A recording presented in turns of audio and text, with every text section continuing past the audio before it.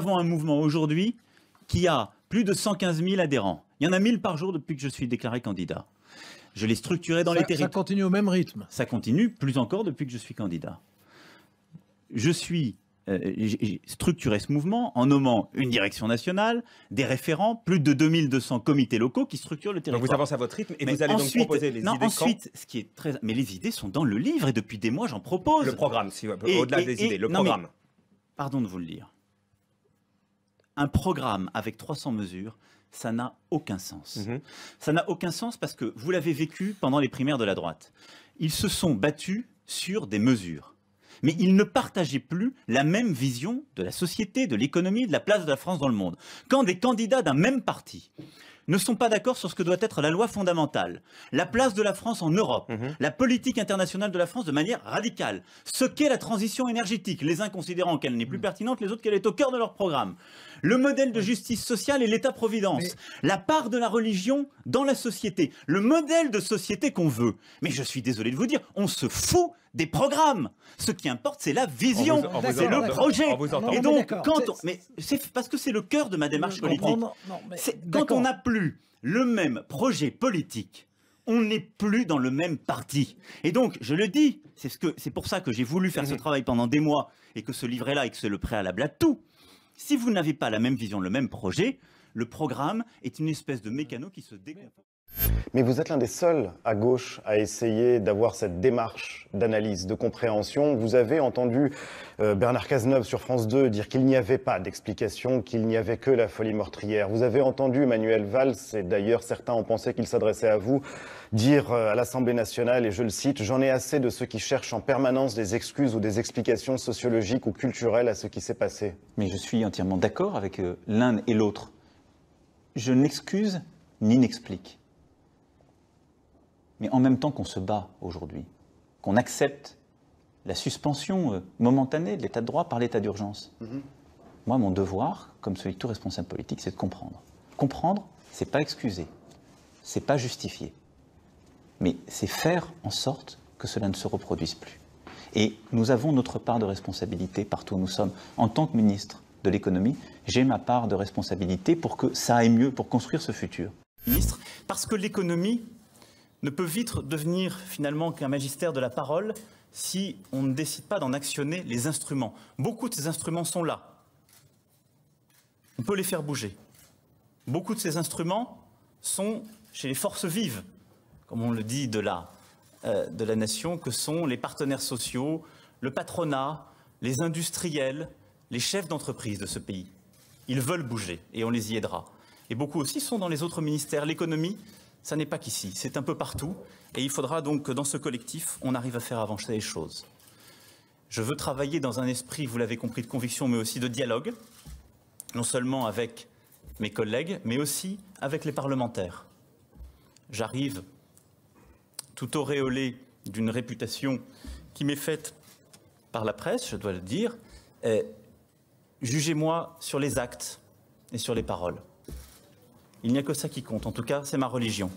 Et donc, je travaillerai pour ma part avec les parlementaires qui ont leur rôle dans le débat et le contrôle démocratique et que je respecte.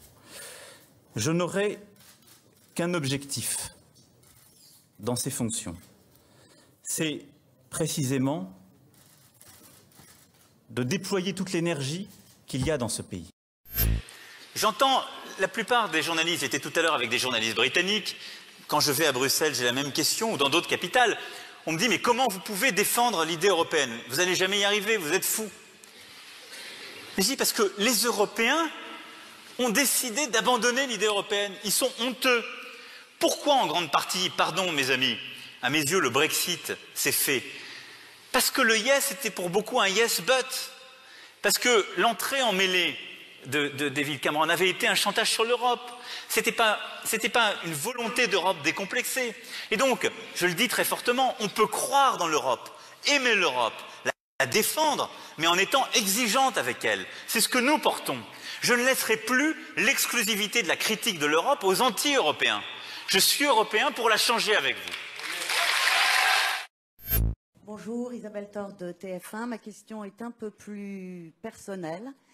vous avez dans un mensuel déclaré que vous ne vous aimiez pas. Alors ça en a fait sourire certains, mais plus sérieusement, est-ce que vous pouvez nous dire ce que vous n'aimez pas en vous et qui pourrait gêner bien sûr votre action politique? Et est-ce qu'il n'est pas gênant de prétendre diriger un pays sans s'aimer soi-même? Alors, je vais vous dire deux choses. La première, c'est que l'amour de soi n'est pas l'estime de soi.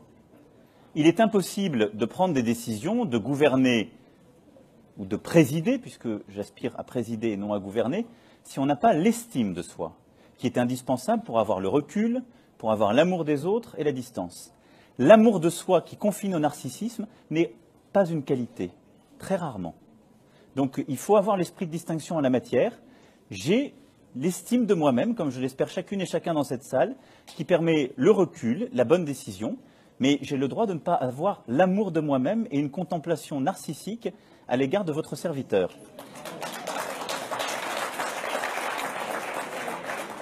Ensuite, quoiqu'ayant depuis plusieurs semaines, contrairement à nombre de mes compétiteurs dans cette élection présidentielle, constamment défini les journalistes et les médias comme un contre-pouvoir essentiel à la vie démocratique. Je m'étonne du bovarisme que votre question reflète. Pendant des semaines, vous m'avez dit « ce monsieur ne contemple que lui-même, il n'a d'autre discours que lui-même ». Au fond, c'est une secte étrange qui se rassemble avec des enthousiastes que nous ne comprenons pas vraiment, mais il n'est que l'incarnation de quelque chose qu'on ne comprend pas. Les trépignations arrivaient pour demander un projet, avec beaucoup d'entrain que nous sommes en train de satisfaire. Et le jour où je vous présente un projet, vous me parlez de moi.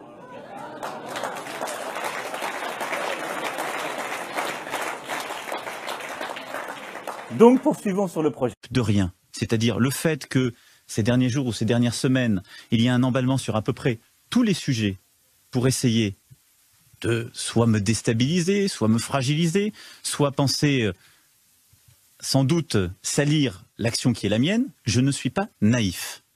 Donc, bon courage à ceux qui tentent cela, bonne chance. Je crois que quand Nicolas Sarkozy est arrivé en 2007, il voulait faire des économies. Mais la gouvernance de ce qui a été mis en place était très mauvaise. C'est lui qui avait pris l'engagement tout seul, et il a demandé à 2 hauts fonctionnaires à l'Élysée à Matignon de passer en revue ces économies. Il y avait des bardés de technocrates, de fonctionnaires, j'en étais à l'époque, donc je peux vous le dire, qui disaient comment il fallait faire, et les ministres comparaissaient.